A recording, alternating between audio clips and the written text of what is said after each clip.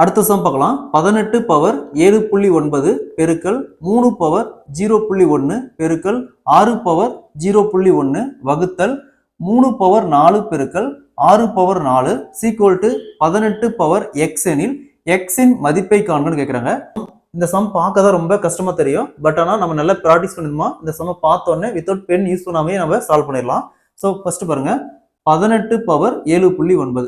So அப்படி எழுதிக்கலாம் 18 power 7.9 பெருக்கல் இங்க அடுக்கு சேமா இருக்கு. ஸோ நம்ம அடிமானத்தை பெருக்கிக்கலாம். 3 × 6 18 பவர் 0.1. ஸோ இங்க பாருங்க வகுத்தல். அப்போ வகுத்தல் இங்கேயும் அடுக்கு சேமா இருக்கு. ஸோ நம்ம அடிமானத்தை பெருக்கிக்கலாம். 3 × 6 18 power 4 equal to 18 power X.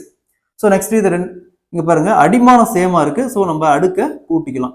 இங்க 18 7.9 பிளஸ் 0.1 ஆட் பண்ணா 8 வருது. அப்ப 18 பவர் 8 கீழே 18 power 4 equal to 18 power x. So இது ஆக்சுவலா a power m divide by a power n equal to a power m minus n. So இது a power m, இது a power n. அப்ப என்ன வரும்? 18 power 8 minus 4 equal to 18 power x. So 18 இங்கே 8ல் 4 போச்சுன்னா 4 equal to 18 power x. So அவங்க கேட்கறது இந்த எக்ஸுக்கான பிளேஸில் என்ன வரும் தான் கேட்குறாங்க. இங்கே 4 இருக்கு. So option A is the correct answer 4.